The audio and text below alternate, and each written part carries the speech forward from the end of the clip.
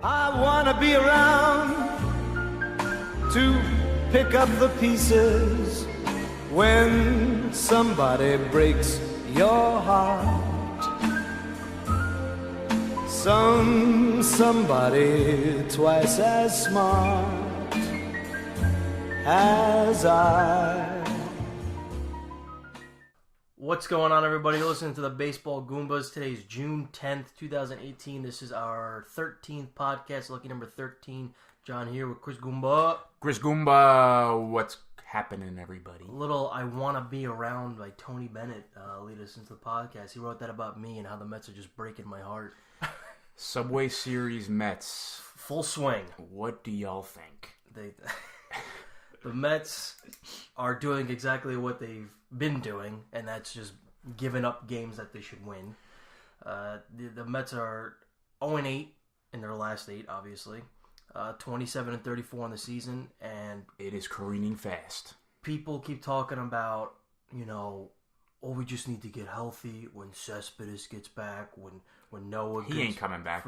He just got pulled out of the rehab game last night. I'll tell you, Cespedes ain't coming back, and I guarantee you Noah is gonna be down. If he ain't gonna pitch this year, he's gonna pitch in August. The way it's looking, they're gonna drag this out for at least another month for both players. And at the rate they're going, if Noah's still experiencing swelling and pain, and if there's 20 games under, why is he gonna come back? Why are you gonna rush him? Why are you gonna rush him back? That's why last year they didn't rush him back. I don't think he's gonna pitch again. So, Subway Series Friday night. First 3 at Citi Field. Yep. Yankees riding high, Mets free falling, and more. You had to think going in, the Yankees sweeping, take 2 out of 3. Mets would deem it a success if they won a game. They're not going to now. It's Sevy going tonight. Not one single shot do the Mets win the baseball game tonight against Severino. That is correct. That is correct. Technically, the Mets had the pitching advantage in the first 2 games. They did. With deGrom and Matz versus Tanaka and Herman. I agree. And they didn't take advantage of that, and now they're facing Luis Severino tonight, and things ain't gonna get easier. Because of this losing streak that they've been on. Like I was saying before, the Mets, everybody's like, once we get healthy, we'll maybe make a run. You are the 3rd worst team in the National League. You are only ahead of the Reds and the Marlins. What fantasy world are you making the play? You're done. You're done. You're the 13th team in the National League. I did see that the Padres this morning. The Padres have a better record. They do. They do. They are the Reds and the Marlins, and we were screaming when we went to Cincinnati and lost that series. That how do you lose to the Reds? Maybe because you're equals. Yeah. Maybe that's how you lost the series. Again, I can't say it enough. Personally, I can't say it. I can't believe this team was 11-1, 12-2.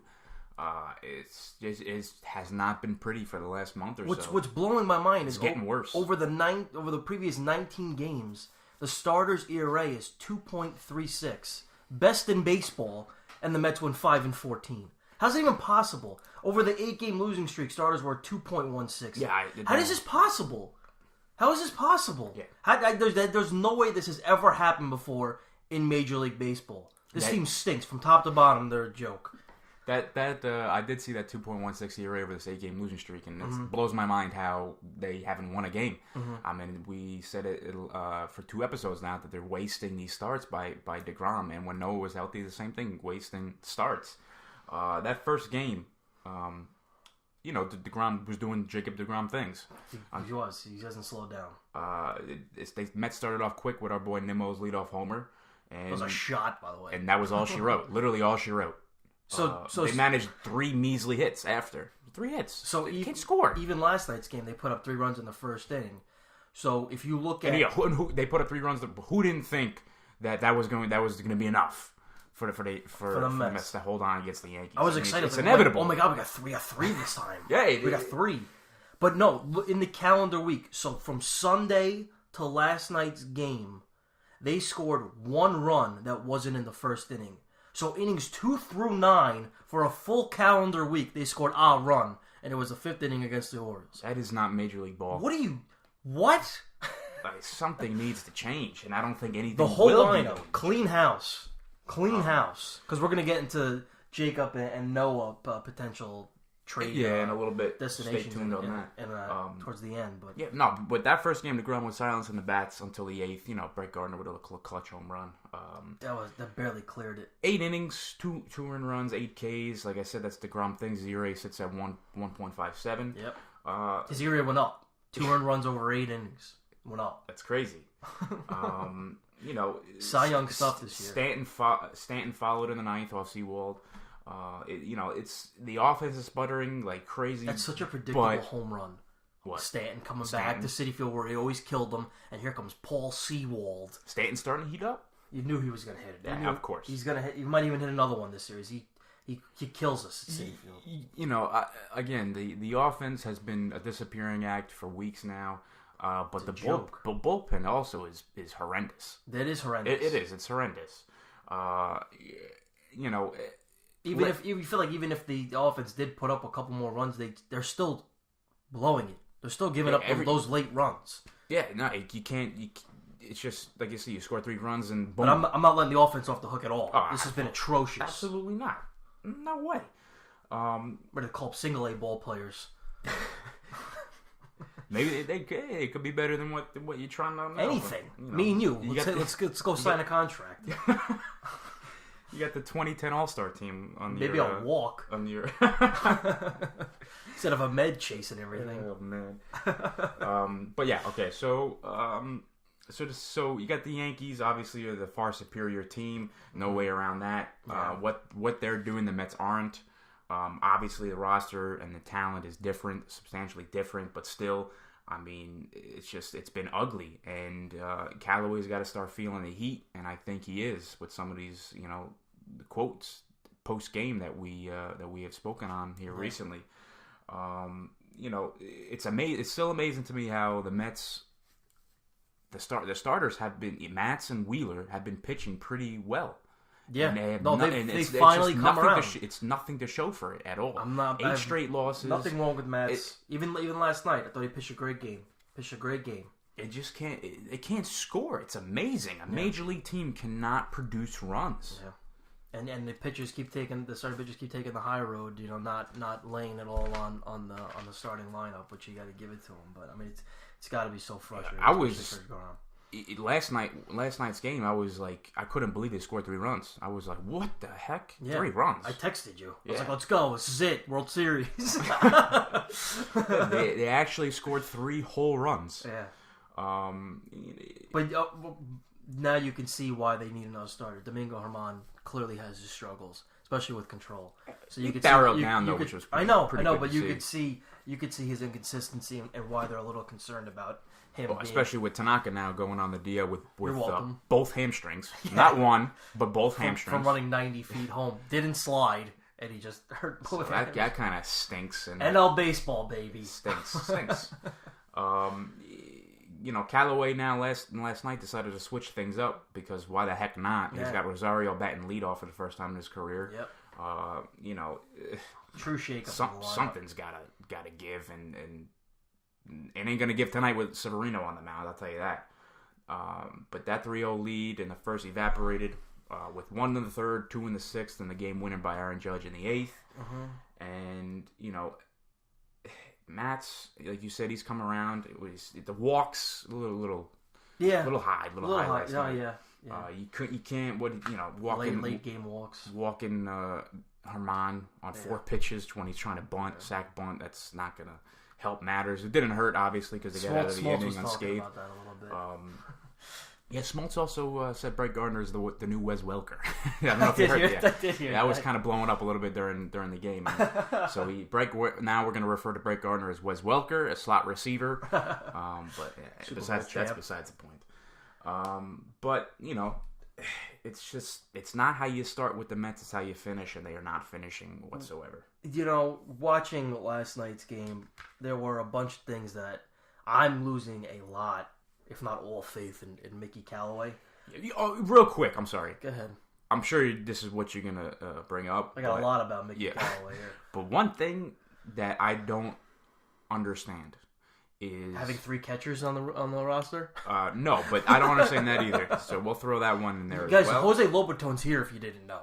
I don't know why, but he's here. Well, don't forget, Kevin Plawecki is the new cleanup hitter on the Mets. He's cleaning up. I got more on nothing. Plawecki. I got more on Plawecki. Go ahead, though. But so, Robert Gsellman, he's been a rock, more or less, in the bullpen. And great year. I remember early on in the year, with the usage, they were using him for 2 innings, him and Seth Lugo, and it was dynamite. I mean, it was working out perfectly. And now he uses Swarzak in the 8th, 1 inning by Gsellman and 1 inning by Swarzak. And what happens with Swarzak's first pitch? Gone. Yep. Laser shot by Judge. That's literally the first thing I was going to talk about Callaway. Yeah. Number 1. It just doesn't, you think you would rather trust Anthony Swarzak, who's been in the Yankee organization. First of all, he just came back. Who knows these guys? Just came back. I would ease him in. Yeah. Ease him in. You trust Callaway. No, you don't trust Callaway. You trust Anthony Swarzak with the meat of the order over Gsellman, who's been, barreling down in the bullpen. And then post-game, he says that they want to use Gsellman for 1 inning because they want to have him more available. First of all, he hasn't thrown 2 innings since May 25th. And you losers of 8 straight games now. Like, just go out and win the game. Just go win. Just try to go win a game. Just win a game. If that means Gsellman for 2 innings, so be it. Not going to have him for a day or two, but the Mets are sputtering like crazy. Just go out and try to win the game. If that means Gsellman, that means Gsellman. Come on. I actually had a slightly different take on the Judge at-bat, and we've talked about it before with Judge's struggles against lefties for whatever reason. I don't know what it is, but he continues to struggle against lefties. He struggled last night against Mats. He went 0 for 3 with 3 ground balls, I believe. This year against righties, he's .292 with 14 home runs. Against lefties, he's .208 with 3 home runs. If you're Mr. Numbers, sabermetric nonsense, why not? Why isn't that Blevins' spot? Why don't you bring in Blevins? Maybe that's your one Blevins lefty, technically lefty-lefty matchup, and have Blevins go do it, and then bring in your righty. If you're Callaway, the pitching guru Numbers, why aren't you looking at that number? Why are you bringing in a righty against Judge when he kills righties? Bottom line is he kills righties. So you brought in a righty. I don't understand. Just because he throws with that bothers me. That was the number one. That this. So either, like you said, Gsellman, if you're going to go righty, go with your guy that's been consistent throughout the whole year, not a guy who just came off the DL, or do your lefty Blevins, because he can't get lefties that well. I think trust in Blevins has gone down a little bit. It has. I understand that. But I agree with that. Swarzak just came back, ease him in a little bit, and you're not going to ease him in against Aaron Judge and Stanton, the meat of the order here, in the Subway Series. So I could see how Blevins would have been an ideal choice, but I still think Gsellman for a second inning would have been that's fair. The right call. Yeah, that also would have been a better move. Like I said, in the beginning of the year, everything was all about Lugo for 2, Gsellman for 2. It was effective. It was effective, and now the Mets and Callaway are veering away from it. They're veering away from what worked. Yeah. And it's just kind of magnifying things even more to a greater extent. And like I said, I think, Blevins, I think his standing is a little rocky. It is rocky. A little rocky. Because he's not getting outs. I'm looking at your strictly pitching coach, pitching numbers guy. That Blevins would have been the smarter choice to go there. That whole post game thing. Like, they want him for 1 inning to keep him more readily available. What? Like, win the game. LOL. What? Go out and win the ball game. God, go out and win the ball. Go out and win the game. This season is slipping away so. It's first of all, it's gone. The season's gone. But number 2 of Cal. So these were all late game decisions that I was scratching my head on Callaway. Bruce with a leadoff walk in the bottom of the 9th. Why on God's green earth is Reyes not pinch running? Why is he on this team if you're not putting him on first base to wreak havoc and score? You have one of the slowest guys on the team on first base with nobody out.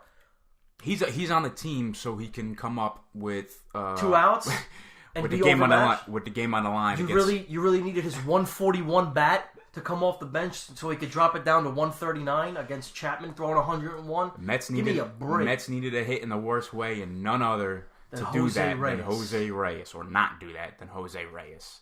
I mean, I was cracked at all. For 2 months now we've been saying this. He's the run. You put him on the bases. I was cracking up watching this game at home. That the game on the line, and who's up? Jose. Who's up right now is Jose Reyes. Just fouling everything back until the routine fly ball to right. Reyes can't buy a hit if his life depended on it, and now he's facing Chapman, trying to salvage his second game and have a rubber game tonight against Severino.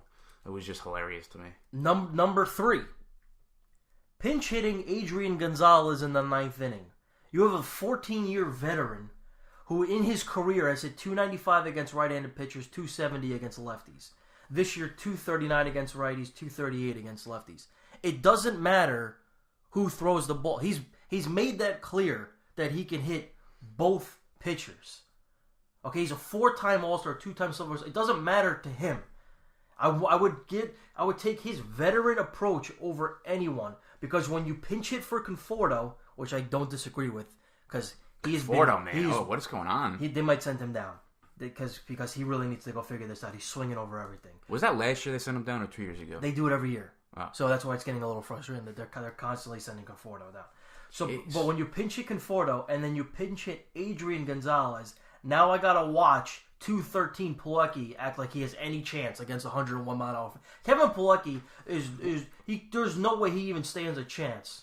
Mind you, Chapman has some tendonitis at his knees that apparently has been bugging him. He keeps falling off the mound. Yeah, so he's a little handicapped, and he's still throwing 100 miles per hour. So yeah, not one Met fan. These guys can't saw hit these guys. Kevin Pilecki come up to the plate and expected any type of productivity. There's no way they were expecting a single from Kevin Pilecki there. They knew he was going to be overmatched and he was just going to go back to the dugout. And that's what I don't know how a 14-year veteran Adrian Gonzalez is not a better choice than Pilecki. I don't know either. Adrian Gonzalez has he started a little rocky. That's not one of the guys you pinch hit for there because you had your Reyes coming up later. But I mean, there's other. Take Pilecki out. Take him out. That's your pinch hit guy. I understood the Conforto. I understood it just because he's not hitting anybody, let alone a lefty. Lester made him like a fool the other day. So that I understood, but taking out your veteran bat who can easily put one down the line for you. Adrian Gonzalez is great at that. Being a veteran all these years. Why do you go get a veteran? You have to think that Gonzalez has been in this situation before with the game on the line. He can. We're the only team that's doing this to Adrian Gonzalez. He can buckle down and shoot a liner down down the line. Mm-hmm. Game over. But you Pilecki, like. Come on. It's just strange and odd things surrounding this team, and it seems to be getting worse and worse every single. What I saw in the last 2 innings, what I'm reeling off right now, and I have one more it's last but certainly not least. The bottom of the 8th inning, Cabrera strikes out looking, has a few words with the umpire. He got tossed, right? Okay, great. Didn't take too kindly of those words. He tosses Cabrera after he comes off the field to go into the butt because he was still tripping out from the thing. Callaway comes out, just has a little calm conversation with the umpire after his second baseman got tossed during a now 8-game losing streak. This is what I was talking about. Why Callaway's not going to get tossed. That's something you got to fire up. That's something you get all those frustrations and those boiling. Get it out. Like just get it out. Even if you don't win, even if you don't rattle off, 3 in a row, 4 in a row, but get some fire going. Fight for your players. You're about to lose 8 straight. There's a half inning left. Okay, lose it at this umpire. Kick dirt on him. Bump him with the brim of your hat. I don't care. Defend your guys. Defend your starting second baseman who clearly didn't like the. You guys are third worst team in the National League. Go defend them. Cabrera's been. Let your players know. Cabrera's been one of your best players, if not the best player on the team. He is one. He's in a little bit of a slump, but he's still hitting 280. Name another guy hitting 280. None. Zach Wheeler. I don't know. Zach Wheeler's the only other guy hitting 280. Defend your guys. Maybe he should have been pinch hit. Why not? Throw him in there. Give me Zach Wheeler up there. Tell Reyes to sit down. Serious question here. Serious question. if you had a incredible. if you had the options of pinching Zach Wheeler or Jose Reyes for a simple base hit, I think my money's on Zach Wheeler. I would put Zach Wheeler in there. I think my money's on Zach Wheeler. He's consistent. Okay, I really would. No, I mean this has me. The point is, I want Gabe Kapler now. Give me Gabe. We were bashing him and his blunders in the beginning of the year. Give me Gabe. Anybody. Listen, our last episode on Tuesday night, I had a little hot take about Girardi, and I still believe it. Honestly, I'm not veering. I will not veer that all. But if Boone sticks around with the Yankees, the one other team that I feel Joe may go to is your New York Mets. The parade. We would have a parade before the World Series if he came over. If the Yankees don't wind up with him, I do strongly believe the leading candidate will be the Mets. I would love it, and I hope you're right. I do. That's one team I think he will go to. Right now, the season. I mean, after tonight's Sunday Night Baseball game against the Yankees, they got a 10-game road trip, 2 at Atlanta, 4 at Arizona, and 4 at the Rockies. And everybody knows that's the season. How right well there. we do on the West Coast. That's the season. You might as well pack your bags, and Citi Field's going to be have about 1,000 people in there after that. If they go say 1-9, 2-8 on this trip, there's no salvaging this season. There's none whatsoever. I don't even. You're right. I don't even see 3 wins coming out of this because I see us losing both in Atlanta, and then maybe you pull off 2. Oh my God! They're not, the way they're playing right now, it feels like they can't win any of them. Yeah. That's what happens when you go 0 for your last 8. On the opposite spectrum, the Yankees, meanwhile, just keeping on. They're doing in the series exactly what they should be doing, and that's taking it away. Absolutely. Again, they got Severino tonight. I plays in Lugo now with Noah experiencing some swelling in his hand. Just like again, I had a feeling he wasn't going to pitch this series. We'll see how long he'll be shelved now. But it's just, home runs galore in the Subway Series so far. 2 Friday night and 3 last night. And it's just, it's the same thing. They're 42-18. It's a 700 winning percentage. Yeah, that's ridiculous. And it's June 10th. Did they pass the Red Sox last night? Yeah. It doesn't look like it's going to slow down anytime soon. And last night with the Baby Bombers on full display. Torres, Andujar, and Judge cranking out shots, and that Torres, Gleiber, and Miguel, Miggy, it's good. It's one electric, dynamic duo. And again, I'm going to say it again: they need not trade Miguel for Cole Hamels. No, it's Miguel he's unbelievable. He's a dynamite. Quick question: do you have any concerns about Sanchez still hitting of course barely 200? I was looking at his numbers. He's hitting 200, but he still had like 35 RBIs. And you look at somebody like Jay Bruce who's hitting 230 but has 15. He's still driving in these guys when he gets the opportunities. That's kind of what Cespedes was doing in the beginning of the year. He was hitting 200, but every time there was a runner on, he got him in. So Sanchez is still, he's still producing. You take what you get with him. The defense obviously has been a liability. He can't catch a fastball. No, that's rough. People, he caused the strike to, I think it was Chapman, or it was Chapman at the end of the game, right down the middle. People want to say ship him for a Noah or he drafted 2 catchers or a deGrom in order to get these guys. I don't want him. But maybe I'll take it. We need bats. When all is said and done, maybe he'll be at maybe it'll be a lost season in the average department for Sanchez, 240, 250. But he can still put up 30 home runs. Right, 30 home runs, 100 plus RBIs, 90 RBIs. Yeah. I'm not too worried about it. But sneakily, if you want to hear some stats, sneakily, everybody gets on Stanton, and myself included, about the K's, how it's been in pretty much every game. Yeah. Judge has more strikeouts than Stanton. I think it's 85 to 81 right now. Yeah, I believe it.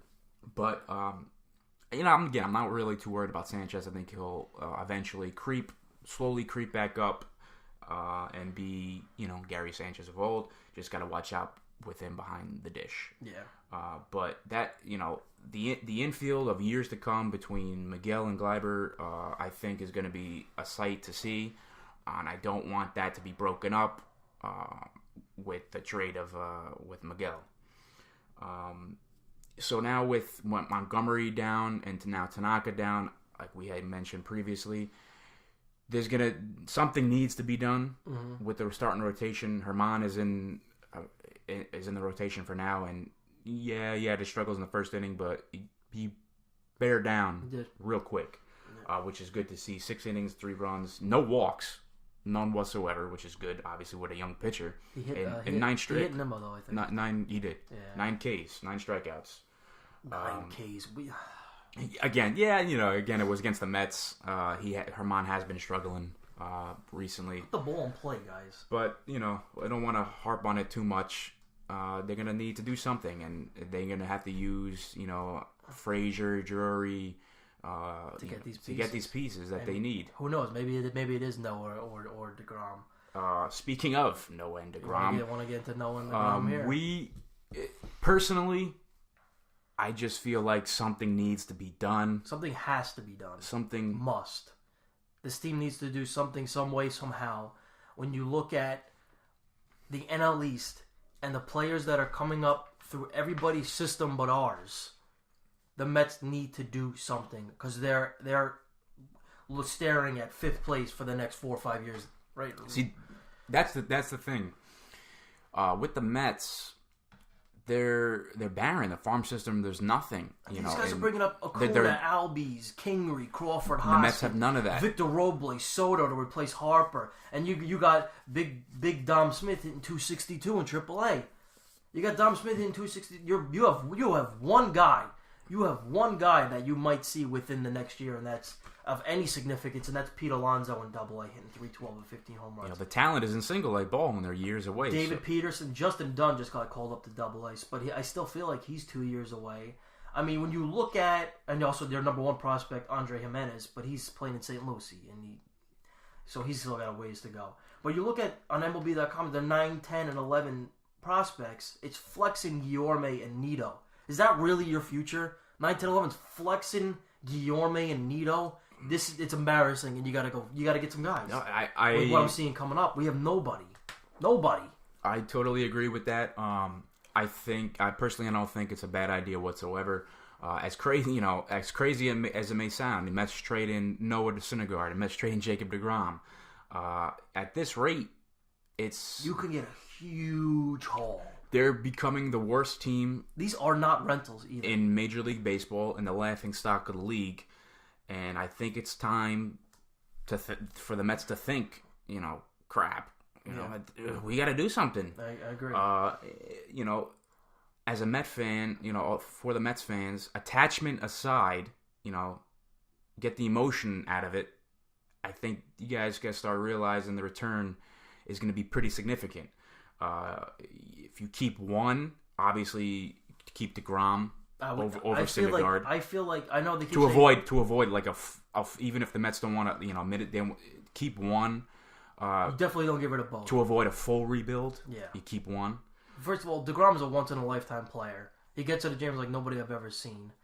And that's what I'm saying. Everybody loves deGrom, including me. I think he's fantastic. Yeah. But you got to start. You're wasting his starts. What's most important about deGrom is the 4 full years he's been in the majors. He threw 201 innings last year, just under 150 2 years ago in 16, 191 in 15, and then his rookie of the year where he came up in May, he threw 140. He stays healthy. Mm-hmm. He stays healthy. He's consistent. He's a gritty pitcher. He's a playoff pitcher. Starting pitcher. Yeah, gritty guy. I don't see how you get rid of Jacob deGrom. What you do this year is you sign him long term and say, we want you to be our guy. You build around deGrom. Noah is the one that I feel like is expendable. But you also got to realize that with Noah's little ailments here and there, teams are going to be little weary. That's why you got to get rid of him now. A little weary before it gets even worse. Because I'm very concerned with Syndergaard's ability to pitch full seasons. He threw 7 games last year, and now issues with the fingers has where it got swollen again, it looks like it's going to be even more. The talent is there. Everyone knows what he's about, but teams are going to be a little, not 110% like, oh my God, we can't get this guy, but that's gonna be in the back of their minds. What's a good selling point for Noah over deGrom is Noah is a free agent come 2022, and he's 25 years old. deGrom's 30. He's gonna be 30 on June 19th, so say he's 30 now, and he's gonna be a free agent in 2021. So you get the extra year with Noah, and he's also 25 years old. He's 5 years old. Yeah, in this day and age, the young guys are more. Teams want that. I definitely feel like Noah is the way to pitch. The Mets again. The Mets farm system is barren. You have nothing coming through the pipeline. Nothing. I think it's time to replenish, reload, just like the Yankees did. As everybody remembers, the Yankees traded away Andrew Miller and Chapman, and they got, for those guys, they got Clint Frazier, Gleyber Torres, and Justice Sheffield, among others, Dylan Tate, but among others. And look what's happening. Torres, phenom, fixture in the infield for years to come now. And these kinds of deals for these types of players at the deadline, or before, they net teams handsome returns. Yeah. You couldn't ask for a better prospect than Torres. Everybody knew that. Yeah. And even Clint. I mean, he hasn't played. He hasn't been given the opportunity. But these deals also give teams pieces and chips to trade away for other pieces, just like the Yankees now. Yankees are 42-18, looking. Now they got an overload of minor leaguers to go get their vet now. Looking to win the World Series this season. Yeah. And they need starting pitching, and now they have, with all these trades they've made to acquire prospects, they have an abundance and an overload of prospects and pieces to ship away for the pitching that they need. And you got one Torres who's now the fixture, but now you get an expendable guy in Clint Frazier, and maybe Sheffield. I'm not saying they're going to trade him, but they're obviously going to explore it. But if they don't want to give, people are going to ask for these guys. Yeah. And if it's for Bumgarner, hell yeah. So you make these deals for the future and for now. Yeah. And I think the Mets can get a cornerstone in return for these guys. I really do. I was looking at your next David Wright, Seaver, Hernandez, etc. Yeah, potential contenders this year for the playoffs, and I was trying to see who has the best farm systems, who's the best pieces to give away, and the Indians, although they're contenders, and Danny Salazar on the 60-day DL with the rotator cuff injury, he's not a real good landing spot for us to deal him. I mean, their number one prospect, Francisco Mejia, is hitting .216 in AAA, and there's not a lot of big talent behind that. So I definitely feel like the Indians are a spot for him. Say with the Mariners, I only really see Kyle Lewis as a big-name prospect. D-backs, Pavin Smith, I'm a big fan of, but he plays first base, and we're high on Pete Alonso. We don't need that. The spots that I really saw as potential landing spots... Milwaukee? I was looking at their system too, but I really wasn't seeing anything that was blowing me away. There were a couple of teams that I saw some big pieces that I would really go after. One's obviously the Yankees, but I feel like... Oh yeah, real quick before we would continue. We would ask for so much that you guys are gonna... we're gonna ask like 4 or 5 guys. The whole, real quick, the whole Yankee Met thing is kind of intriguing and fascinating at the same time. Yeah. Obviously, I don't think they would deal a pitcher of that caliber across town to the rivals. I don't think that will work. And like I said 2 seconds ago, with those types of pitchers, they're going to ask for a Torres. And Torres will 100% be the first name out of their mouth. And in order to get a Noah, if the Yankees need a starting pitcher, it won't happen with the Yankees. Nah, it won't happen. You have to give away Torres, and they're not going to do it. When we were talking last week, we were saying Hamels might be the better option because they would probably ask for less, but all these big names like Bumgarner, deGrom, Syndergaard, Torres is at the top of the list, and it's just going to get squashed right now. I just, obviously I would love deGrom. I think the championship window would be open, crazy if they get deGrom. It would be insane. But if the Golden State Warriors of baseball. Yeah. I just don't. I have a hard time believing that the Yankees and Mets will make a deal, and I just don't want to see Torres. Nobody wants to see Torres shipped. no matter for who, But go ahead. There was 3 landing spots I really liked. Number 1 was the Astros, because we've talked about how we're just not. Dude, if deGrom goes to the Astros, I'll never watch a game again. So I would pitch Syndergaard too. But what also fits well with the Astros, keep this in mind too, is shipping Familia and grooming Gesellman to be your future closer, because Giles is terrible, and they have big guys like catcher Mac. First of all, Max Stassi has been doing very well for them. He's up now. Yeah. So give me Max Stassi. That's one of the top names I would ask for, because we have been hurting for a catcher forever. Give me Max.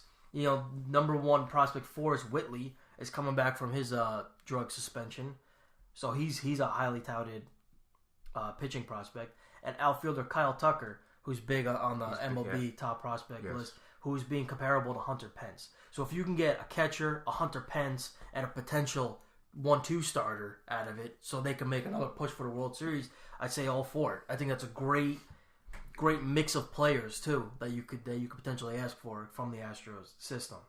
It's a good look there. Yeah. Other teams, Angels.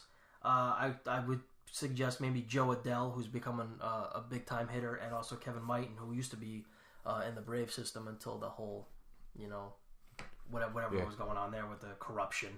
Until the Angels. So you got the outfield Adell, and then you got the shortstop Mighton. Because honestly, don't give me we have Dom Smith. Don't give me we have Ahmed Rosario. What I've seen from Ahmed Rosario is he's got one of the worst eyes in baseball. He chases everything. He never walks. And I'm not seeing. Everybody's talking 5 tools. I'm not seeing tools. You can tell me he's fast, but when does he utilize it?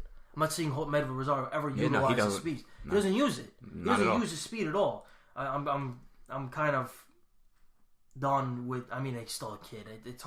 It's tough to say you're done with somebody when they've been up for a couple of months. But I'm not seeing it with them. I know they're struggling a little bit, and also they probably won't deal with the division rivals and the Phillies. But I want to ship them to the American League.